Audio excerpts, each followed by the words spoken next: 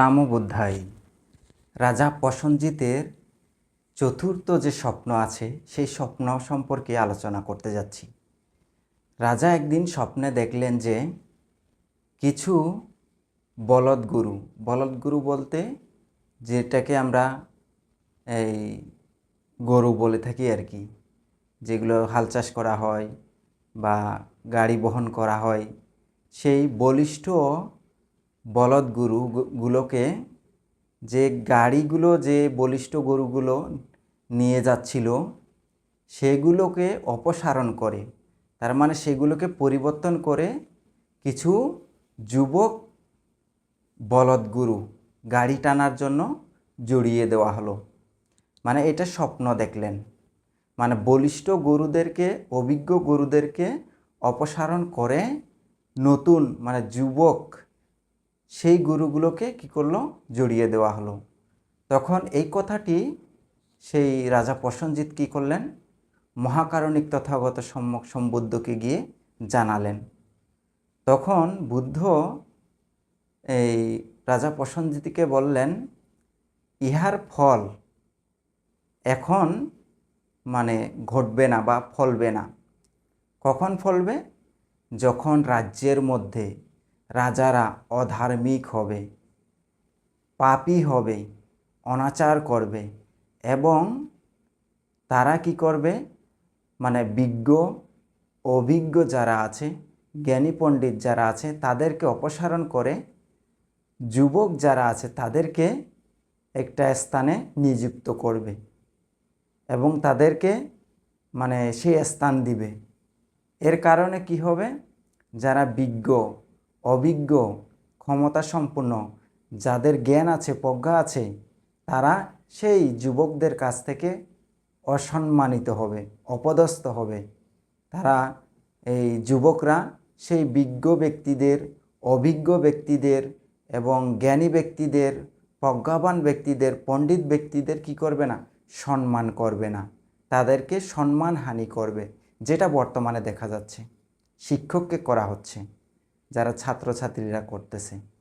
তাহলে এর কারণে তারা কি করবে, সেখান থেকে সরে আসবে এবং বিচারালয়ে এবং মন্ত্রণালয়ে এই অনভিজ্ঞ মানে মূর্খ যুবকদেরকে নিযুক্ত করা হবে এবং জ্ঞানী পণ্ডিত উপযুক্ত যারা বিজ্ঞবান তাদেরকে অপসারণ করা হবে, যার কারণে সঠিকভাবে বিচার কার্য সম্পাদন হবে না এবং তারা কি করবে, অন্যায়ভাবে বিচার কার্য সম্পাদন করবে। তারা যেটা মনে চাইবে সেটাই করবে, তাদের কাছে যেটা ভালো মনে হবে সেটাই করবে। কারা করবে?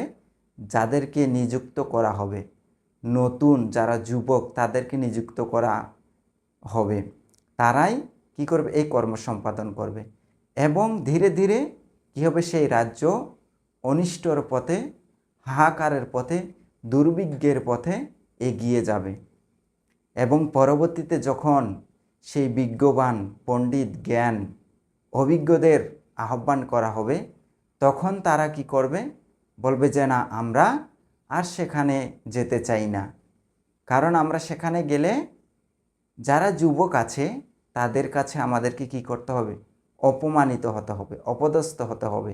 তারা আমাদেরকে কি করবে, ঘৃণা করবে, আমাদেরকে তারা অপমান করবে, তারা ভালো চোখে দেখবে না।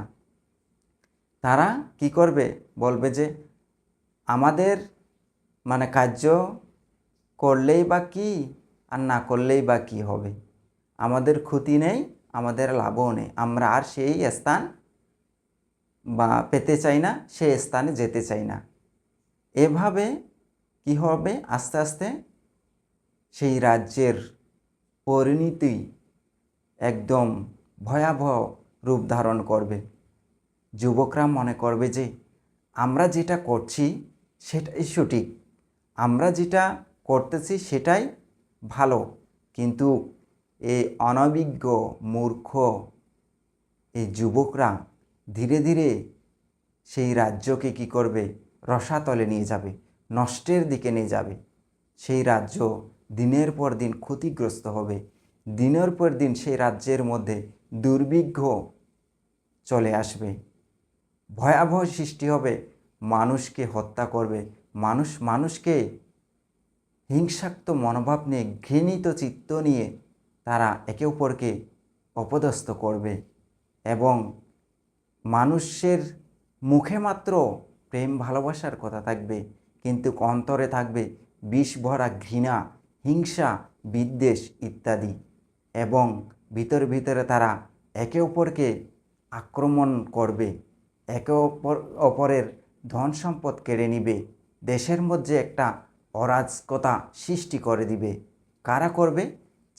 যারা যুবক, যাদেরকে রাজা মনে করবে যে এরা সঠিক, নিযুক্ত করে এবং তাদেরকে যে তারা মনে করবে যে এই যুবকরাই হয়তো সঠিক, তারাই হয়তো এই কার্য সম্পাদন করতে পারবে, এই ভেবে যাদেরকে নিযুক্ত করা হবে তারাই দেশ তথা রাজ্যকে ধ্বংসের পথে নিয়ে যাবে।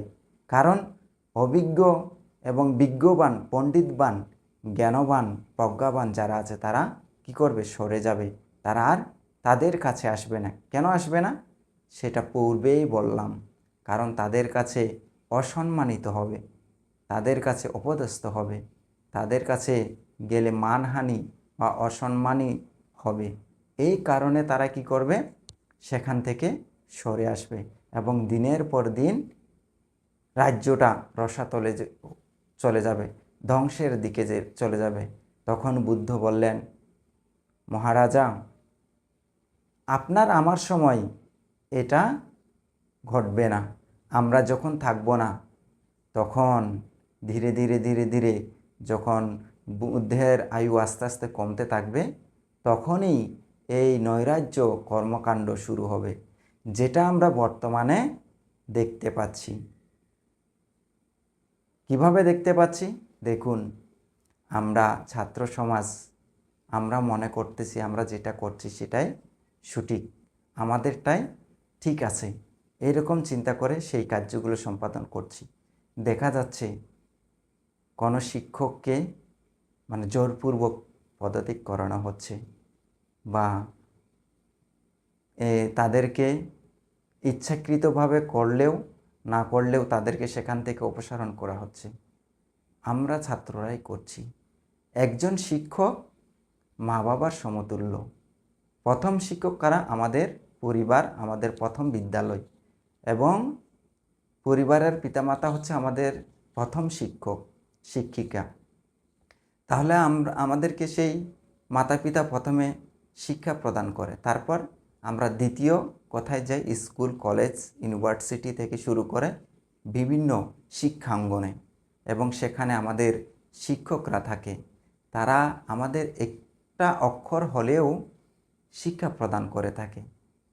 যদি আমরা সেই শিক্ষককে অপমান করি, অপদস্থ করি, অশ্রদ্ধা করি, তাদেরকে যদি আমরা প্রহার করি, তাদেরকে আমরা গলার মধ্যে জুতার মালা দিই, তাহলে আমরা কাকে দিলাম? আমাদের মা বাবাকেই দিলাম। আমাদের প্রথম যে শিক্ষক শিক্ষিকা, আমাদের বাড়ির পিতামাতা, তাদেরকেই এই জিনিসটা পড়ালাম। তাহলে এটার কারণে কি হচ্ছে?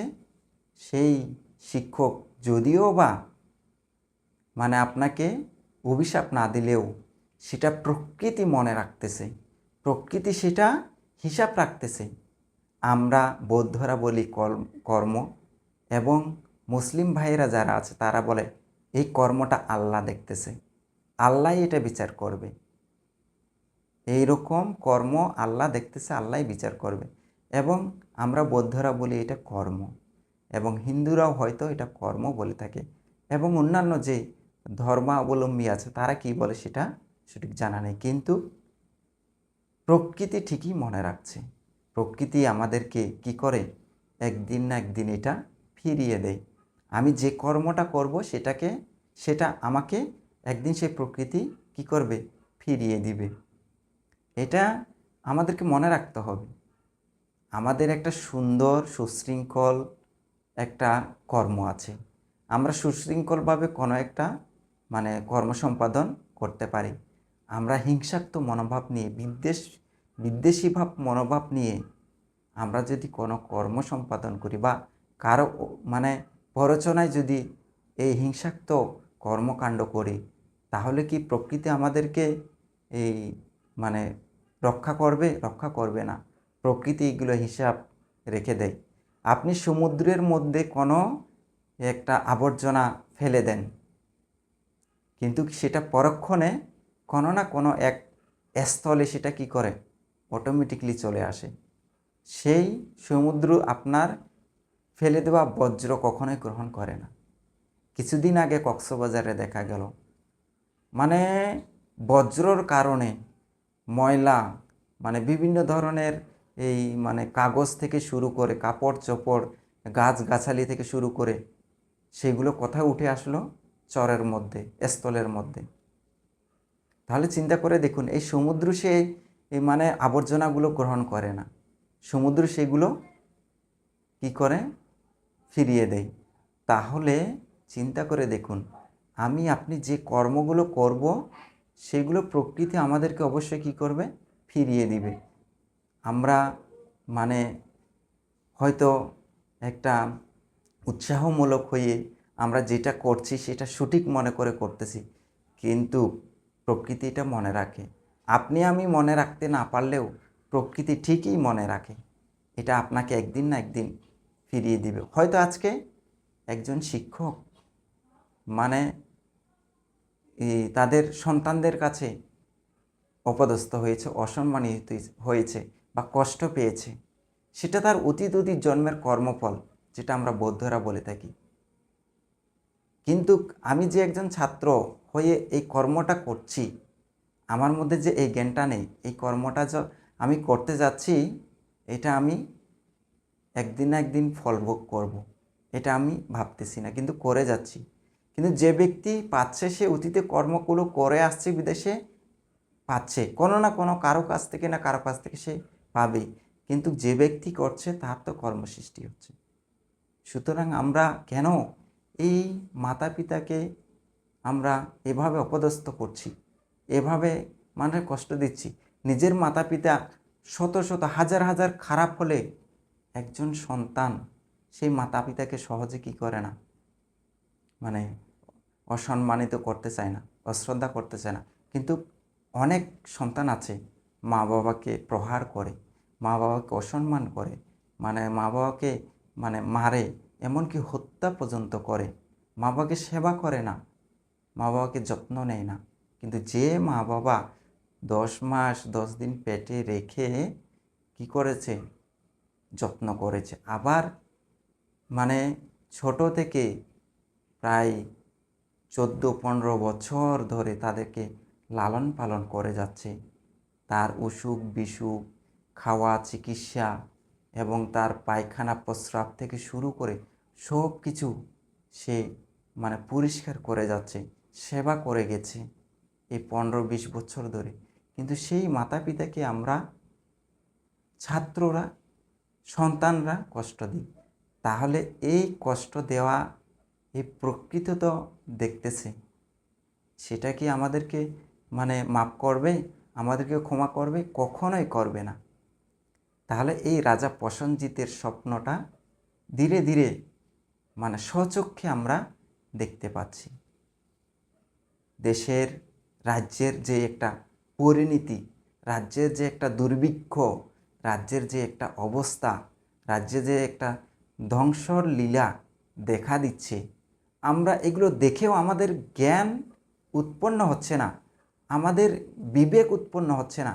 আসলে আমরা যেগুলো করছি সেগুলো কি আসলে সঠিক, আসলে কি ভালো? আমরা দেখেও অন্ধের মতো হয়ে আছি, আমাদের চোখ থাকতেও অন্ধ সেজে আছি। অন্ধের মতো নিজের লাভ, নিজের সৎকার, নিজের স্বার্থ উদ্ধারের জন্য আমরা লেগে পড়ে আছি। আমাকে কেউ একজন প্ররোচনা করছে, তুমি এইরকম কাজ করো, আমি তোমাকে এরকম জিনিস দিব। আমরা সেই লোভের কারণে তার প্ররোচনায় আমরা এই কর্মগুলো সম্পাদন করতে যাচ্ছি বা করছি। কিন্তু যে করাচ্ছে, যে করছে আমাকে, সেও ক্ষমা পাবে না, আমিও ক্ষমা পাবো না। হয়তো আমি মানুষের কাছ থেকে ক্ষমা পাবো, মাতা পিতার কাছ থেকে ক্ষমা পাবো, শিক্ষক শিক্ষিকার কাছ থেকে ক্ষমা পাবো, কিন্তু প্রকৃতি আমাকে কখনোই কী করবে না, ক্ষমা করবে না। তাহলে আমাদের বিবেক কোথায় গিয়ে দাঁড়াচ্ছে, আমাদের জ্ঞান কোথায় গিয়ে দাঁড়াচ্ছে, আমাদের বুদ্ধি কোথায় গিয়ে দাঁড়াচ্ছে? আমাদেরকে ভাবতে হবে। এই যে আমাদেরকে স্বচক্ষে এই দুর্ভিক্ষ দেখা দিচ্ছে, স্বচক্ষে ধ্বংসাত্ম দেখা দিচ্ছে, মহামারী দেখা দিচ্ছে একটার পর একটা। 2019 সালে করোনা ভাইরাস, এই যে মহামারী সৃষ্টি হয়ে যাচ্ছে, অটোমেটিকলি হয়তো আমরা কোনো দেশকে দোষারোপ করছি। আসলে দেশকে দোষারোপ দিয়ে কোনো লাভ নেই। এটা কর্ম, এটা আমরা বৌদ্ধরা বলছি কর্ম, এবং মুসলিম ভাইয়েরা বলছে আল্লাহ পাকের এটা একটা আল্লাহ পাক কর্ম সৃষ্টি করে দিচ্ছে, আল্লাহ পাকের হুকুম। তাহলে এই জিনিসগুলো আমাদেরকে স্বচক্ষে দেখা দিচ্ছে, তাহলে আমরা কেন বুঝতেছি না? আমাদের কেন বিবেক উৎপন্ন হচ্ছে না? আমাদের কেন জ্ঞান উৎপন্ন হচ্ছে না? আমরা কি মানুষ নাকি অমানুষ? আমাদের মধ্যে কি মনুষ্যবোধ নাই? আমরা কি কোন কুল থেকে জন্মগ্রহণ করেছি? আমরা কেন এই বিবেকটাকে উৎপন্ন করতে পারতেছি না? আমাদেরকে ভাবতে হবে তো, জানতে হবে তো, বুঝতে হবে। দেখেও যদি আমরা অন্ধ হয়ে থাকি, দেখেও যদি আমরা না দেখার ভান করে থাকি, তাহলে আমাদের মতো আর অন্ধ কেউ নেই, এই পৃথিবীতে নেই, এই জগতের মধ্যে নেই। আমরা স্বচক্ষে দেখছি, কিন্তু আমরা দেখেও না দেখার ভান করে আছি, পাপকর্ম সম্পাদন করে যাচ্ছি, অন্যায় কর্ম সম্পাদন করে যাচ্ছি। আজকে যারা এই যে বিভিন্ন অন্যায় কর্মের সঙ্গে জড়িয়ে আজকে তারা এই যে থানার মধ্যে ঢুকে যাচ্ছে, তাদেরকে মামলা করা হচ্ছে, অমুক করা সমুক করা হচ্ছে, তাদেরও অজ্ঞানতার কারণেই আজকে তাদের লোভের কারণে, তাদের তৃষ্ণার কারণে আজকে তারাই সেই ফাঁদের মধ্যে পড়ে যাচ্ছে। তাদের নিজের কর্মের কারণে তারা কি হচ্ছে, এই তাদেরকে এই একটা এই কর্মের মধ্যে পড়তে হচ্ছে, তাদের জীবনটাকে ধ্বংসাত্মক একটা স্থানে নিয়ে যাচ্ছে। তাদের কর্ম বা আমাদের কর্ম আমাদেরকে একটা বিপদগ্রস্ত করে দিচ্ছে। তাহলে আমরা কেন এই বিষয়গুলো দেখেও না দেখার মতো করে ঘুমিয়ে আছি? কারণ হচ্ছে আমাদের মধ্যে লোভ, তৃষ্ণা, চাওয়া পাওয়ার আকাঙ্ক্ষা, আমরা শুধু চাই চাই চাই, এগুলো নিয়ে আছি।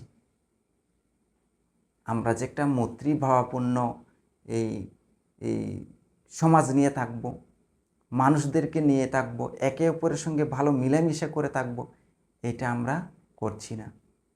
আমাদের মধ্যে এত জাতি ভেদাভেদ, হিংসা বিদ্বেষ, এটা বলার মতো নয়।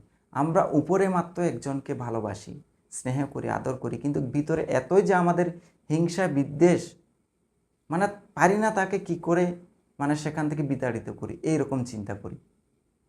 যার কারণে আমাদের মধ্যে এই মহামারী, ধ্বংসাত্মক এই লীলা এবং দুর্ভিক্ষ এগুলো সৃষ্টি হয়ে যাচ্ছে। কারণ প্রকৃতি এগুলো সহ্য করতে পারতেছে না। প্রকৃতি আর কতই সহ্য করবে আমাদের এই কর্মকাণ্ড? যার কারণে এই প্রকৃতি অটোমেটিকলি সৃষ্টি করে দিচ্ছে কোনো দিক দিয়ে না কোনো দিক দিয়ে, কোনো কারণে। আমরা কোনো দেশকে দোষারোপ করতে পারি না, কোনো মানুষকে আমরা দোষারোপ করতে পারি না, কোনো অঞ্চলভিত্তিক, কোনো জাতিগত এই মানুষদেরকে আমরা দোষারোপ করতে পারি না, কোনো জাতিকেও আমরা দোষারোপ করতে পারি না। আমাদের কর্মের কারণে আমরাই ধ্বংস হচ্ছি, এই দুর্ভিক্ষ সৃষ্টি করে দিচ্ছি, দুর্ভিক্ষর মধ্যে আমরাই মরে যাচ্ছি, আমাদের মধ্যে মহামারী হচ্ছে, বন্যা হচ্ছে, আমাদেরকে ধ্বংসের দিকে নিয়ে যাচ্ছে। আপনারা এই খ্রিস্টানদের মধ্যে বাইবেলে একটা কাহিনী আছে, আদম হবার কাহিনী। যখন মানুষ অন্যায় কর্মে লিপ্ত হয়ে গেছে, এত এত পরিমাণ যে অন্যায় কর্ম সম্পাদন করেছে বলার মতো নয়, সেখানে 2 জন মাত্র ভালো মানুষ ছিল। তখন সেই খ্রিস্টানদের মতাদর্শে ঈশ্বর তাদেরকে বলেছিল, তোমরা একটা নৌকা বানাও এবং সেই নৌকায় কি করবে, মানে প্রতিটা প্রাণী এক জোড়া করে রাখবে। প্রতিটা প্রাণী, পৃথিবীর মধ্যে যত প্রাণী আছে সব প্রাণী এক জোড়া করে তোমরা এই নৌকার মধ্যে রাখবে। যখন রাখা সব কিছু শেষ হয়ে যাবে তখন আমাকে বলবে। তখন তারা সেভাবে আদম হাওয়া সেভাবে করেছিল। করার পর কি করেছিল, যখন ঈশ্বরকে বলল তখন ঈশ্বর বলল, ঠিক আছে তোমরা ভিতরে ঢুকে দরজা বন্ধ করে দাও। এই দরজা বন্ধ করে দেওয়ার পর এমন যে মহা বৃষ্টি আরম্ভ হলো, প্রায় এই এই কত সঠিক মনে নাই, হয়তো 9 মাস 9 দিন না কত, আমি সঠিক আমার মনে অনেক দিন আগে এই কাহিনীটি পড়েছি খ্রিস্টানদের বাইবেলে, আমার তেমন মনে নেই। তারপর এমন বন্যা সৃষ্টি হয়ে গেল, পৃথিবী ধ্বংস করে দিল। ধ্বংস করার পর আস্তে আস্তে পানি কমতে লাগলো। তারা কবুতর ছেড়ে দিল, কবুতর কিছু ওই যে খেজুরের ডাল নিয়ে আসলো, সেখানে কাহিনীতে আছে। এখন এটা কোন কাহিনী থেকে বা কোন বই পুস্তক থেকে এবং কোথায় থেকে নিয়ে আসলো সেটা আমার মানে জানা নেই, কিন্তু আমি বাইবেলের মধ্যে পড়েছি। যতটুকু পড়েছি ততটুকুই বললাম। এটা এই মানে আমাদের বর্তমান চলমান দুর্ভিক্ষ, ধ্বংসাত্ম, এই যে মানে বিভিন্ন ধরনের পাপকর্ম সৃষ্টির ফলে প্রকৃতি যে একটা মানে এই অটোমেটিকলি দুর্ভিক্ষ সৃষ্টি করে দিচ্ছে কোনো না কোনো দিক দিয়ে, কোনো না কোনো কারণবশত, সেদিক চিন্তা করে এই ছোট্ট একটা কাহিনীটি বললাম। তাহলে চিন্তা করে দেখুন, আমরা মানুষরা স্বয়ং চোখে দেখতেছি, কিন্তু আমাদের জ্ঞান উৎপন্ন হচ্ছে না, আমাদের বিবেকটা খুলতেছে না, আমাদের প্রজ্ঞাটা উৎপন্ন হচ্ছে না। আমরা ওই হিংসা, বিদ্বেষ ইত্যাদির মধ্যে লিপ্ত আছি। আমরা এক জাতিকে আরেক জাতির সঙ্গে মিশার জন্য মানা করতেছি। তাদের মানে আমরা ওই অর্থ নিতে পারবো, কিন্তু তাদের সঙ্গে মিশতে পারবো না, অমুক বিভিন্ন ধরনের এই কথাগুলো কিন্তু কোনো ধর্ম বলে নাই আমি মনে করি। হিন্দু বলুন, বৌদ্ধ বলুন, খ্রিস্টান বলুন, মুসলিম বলুন, প্রত্যেকটা ধর্মগ্রন্থে এইরকম কোনো কথা হয়তো বলে নাই এবং বলতে পারে না, এটা আমার বিশ্বাস। ত্রিপিটকের মধ্যে তো নাই, ত্রিপিটকের মধ্যে আমাদের বৌদ্ধ ধর্মের বইয়ের মধ্যে এই কথাটি তো নাই। অন্য জাতিকে তুমি বন্ধুভাবাপন্ন নিয়ে চলতে পারবে না, অন্যকে ঘৃণা করো, এরকম কোনো কথাই নেই। বুদ্ধের কথা, তোমাকে যে জাতি গ্রহণ করবে, আহ্বান করবে, তুমি সেখানেই যেতে পারবে। সকলকে তুমি মৈত্রী প্রদান করো, সকলকে তুমি ভালো চোখে দেখো, স্নেহ করো, আদর করো, তাদেরকে ভালো কাজে উৎসাহ করো, এটা বুদ্ধ বলেছেন। প্রত্যেকটা ধর্মের মধ্যে আছে এই কথাটি। তাহলে আমরা মানে অনর্থক কেন আমরা অন্য জাতিকে বন্ধু সুলভ গ্রহণ করতে পারবো না, তাদের সঙ্গে মিশতে পারবো না, এই কথাটি আমরা কেন বলি? এটা কি আমাদের যৌক্তিক কথা? আমরা মানুষ হয়ে কেন মনুষ্যবোধ চিন্তা করি না? আমাদের মধ্যে এই মানবতাটা নাই কেন? আমরা আরেক জাতিকে, আরেকটা মানুষকে আমরা কেন এই বন্ধু সুলভ দেখি না? তাদের সঙ্গে আমরা কেন মিশতে চাই না? এটা মানে কীরকম একটা যৌক্তিক আলোচনা? নিজের মধ্যে কি মনুষ্যত্ববোধ নাই? নিজের মধ্যে কি বিবেক নাই? নিজের মধ্যে বুদ্ধি নাই, জ্ঞান নাই? আসলে আমাদেরকে এগুলো বুঝতে হবে। আমরা যদি, আমাদের বয়স হয়ে যাচ্ছে, তবু যদি আমরা না বুঝি, এত মহা বক্তা হয়ে, মূল্যবান বক্তা হয়ে যদি আমরা এভাবে একটা বিদ্বেষমূলক কথা বলি, তাহলে আমরা কি জ্ঞান অর্জন করলাম? মানুষের মধ্যে তো একটা আমরা বিদ্বেষ ঢুকিয়ে দিচ্ছি। স্বজাতির মধ্যে বিদ্বেষ ঢুকে অন্য জাতিকে আমরা হিংসা করার জন্য, তাদেরকে অপদস্থ করার জন্য, অশ্রদ্ধা করার জন্য একটা মানে কূটনীতিক মনোভাব ঢুকিয়ে দিচ্ছি। এটার ফলে মানে রাজ্যের মধ্যে শান্তি হবে না অশান্তি হবে? এটা কি আমরা কর্ম বলতেছি, মুসলিম ভাইয়েরা মানে আল্লাহর মানে আল্লাহর সৃষ্টি বলে থাকে, আমরা বলি কর্ম সৃষ্টি করে যাচ্ছি, এবং আল্লাহ এই কথাটি আল্লাহ বলতেছেন যে এটা তুমি কি করতেছো, এটা তো ঠিক না। কোনো ধর্মগ্রন্থের মধ্যে এই রকম কর্ম সম্পাদন করার জন্য বলা হয় নাই। যতটুকু আমি ধারণা করি, আমাদের ত্রিপিটকের মধ্যে তো নাই, যতটুকু আমি জানি, এবং অন্যান্য ধর্মগ্রন্থের মধ্যেও এরকম বিদ্বেষমূলক কোনো কথাবার্তা আছে বলে মনে করি না। সকলের মধ্যে জ্ঞানের উদয় হোক, সকলেই জ্ঞানী হোক, সকলের মধ্যে মনুষ্যবোধ উৎপন্ন হোক, এই আশা রাখি। এবং বিশ্বের যেই মহামারী, দুর্ভিক্ষ, বন্যা, জলোচ্ছ্বাস, ধ্বংসাত্মক যেই প্রকৃতি সৃষ্টি হয়েছে, সেখান থেকে সকল মানুষ রক্ষা পাক, পুণ্যের কাছে এই প্রার্থনা। এবং এখানে শেষ করছি। জগতের সকল প্রাণী জ্ঞানী হোক। নমো বুদ্ধায়।